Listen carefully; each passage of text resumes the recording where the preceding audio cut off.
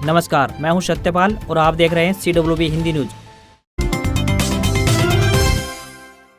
हरियाणा के 6 जिलों में मंगलवार को राष्ट्रीय जांच एजेंसी यानी NIA ने छापेमारी की। इसमें पंजाब के दोनों बड़े गैंग लॉरेंस और बम्बिहा ग्रुप के सिंडिकेट से जुड़े गैंगस्टर और उनके गुर्गे शामिल हैं। सुबह करीब 4 बजे एक साथ सभी जिलों में छापेमारी की गई है। NIA की टीमें गैंगस्टर और उनके गुर्गों की बैंक डिटेल, प्रॉपर्टी से जुड़े कागजातों की जाँच कर रही है। छापेमारी हरियाणा के रेवाड़ी, गुरुग्राम, फरीदाबाद, झज्जर, नारनौल और रोहतक में की गई है।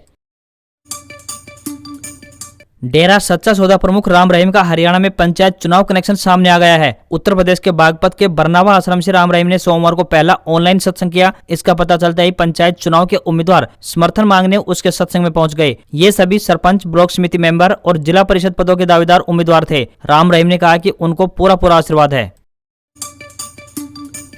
आदमपुर उपचुनाव में उम्मीदवारों के बीच चुनावी जंग जोरों पर है। इन चुनाव में उधारी और नकली नोट के पुराने मामले भी उछल पड़े हैं। इसका फायदा भी उन लोगों को हो रहा है जिनकी उधारी नेताओं की ओर रुकी हुई थी। ऐसे में 13 साल बाद नेताओं की जेब से चुनावी उधारी और देनदारियां चुकता करने में लगे हुए हैं। भाजपा उम्मीदवार भव्य बिश्नोई के पिता कुलदीप बिश्नोई ने कांग्रेस उम्मीदवार जयप्रकाश पर तंज कसा। कुलदीप ने कहा कि उनसे उधारी न कर लेना, वरना 13 साल बाद रुपए वापस मिलेंगे। इसके जवाब में जयप्रकाश ने कहा कि अगर मैंने बोलना शुरू किया तो कुलदीप बिश्नोई चुनाव मैदान छोड़कर भाग जाएगा। हरियाणा में हो रहे पंचायत चुनाव 2022 इस बार कई मायनों में खास हैं। यह पहली बार है कि हरियाणवी 2 दिन में 2 बार मतदान करेंगे। इसकी वजह जिला परिषद, पंचायत समिति और पंच सरपंच के मतदान की अलग अलग तारीख होना है। वहीं पहली बार मतदाताओं को जिला परिषद और पंचायत समिति मेंबरों के परिणाम के लिए लंबा इंतजार करना पड़ेगा। वहीं हरियाणा के इतिहास में पहली बार पंचायत चुनाव 3 चरणों में कराए जा रहे हैं।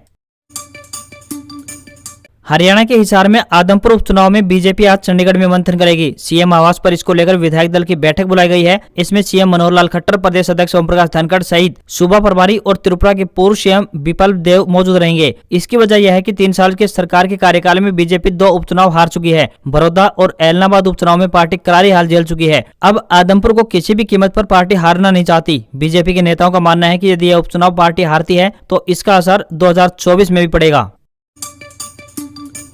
सतलुज यमुना लिंक यानी SYL नहर को लेकर मचे नए विवाद में हरियाणा के पूर्व सीएम भूपेंद्र सिंह हुड्डा की भी एंट्री हो गई है। उन्होंने हरियाणा के सीएम मनोहर लाल खट्टर और पंजाब के सीएम भगवंत मान के बीच हुई मीटिंग को गैर जरूरी करार दिया है। उन्होंने कहा कि सुप्रीम कोर्ट का फैसला हरियाणा के हक में आने के बाद ऐसी मीटिंग का कोई औचित्य नहीं है। अब हरियाणा के हिस्से के पानी को दिलवाने की जिम्मेदारी सरकार को लेनी चाहिए।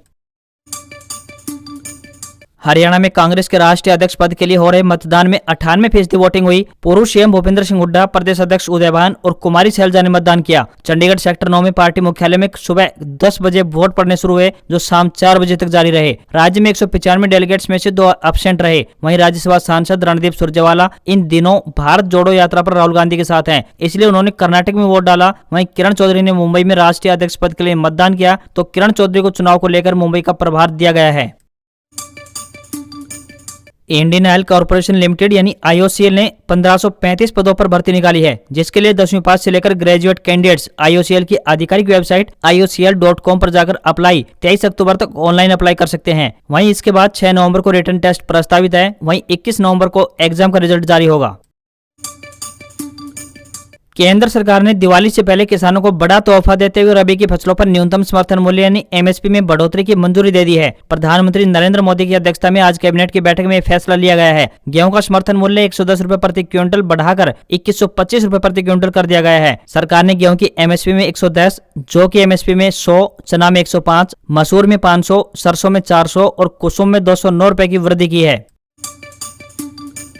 चेहरे पर मुस्कान जरूरी है, इससे मूड को अच्छा करने में मदद मिलती है। चिंता और अवसाद कम होता है। अब आप निराश महसूस कर रहे हैं तो चेहरे पर हल्की सी मुस्कान भी सकारात्मक विचारों का संचार कर सकती है। दरअसल मुस्कुराने का शारीरिक और मानसिक दोनों ही पर स्वास्थ्य से सीधा संबंध है। हाल ही में हुए एक शोध में सामने आया है कि मुस्कुराने से आत्मविश्वास बढ़ता है, लोग आकर्षक दिखाई देते हैं। मुस्कान दिमाग के उस हिस्से को ट्रिगर करती है जो आपकी भावनाओं को नियंत्रित करता है। ऐसा माना जाता है कि दुनिया में औसत 30% से ज्यादा लोग ही दिन में 20 से ज्यादा बार मुस्कुराते हैं। आज खबरों में बस इतना ही। देखते रहिए CWB हिंदी न्यूज। नमस्कार।